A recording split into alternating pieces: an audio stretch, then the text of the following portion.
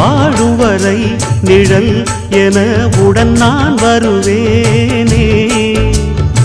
ஏழ் பிறப்பும் உயிர் துணை உனை நான் பிரியேனே.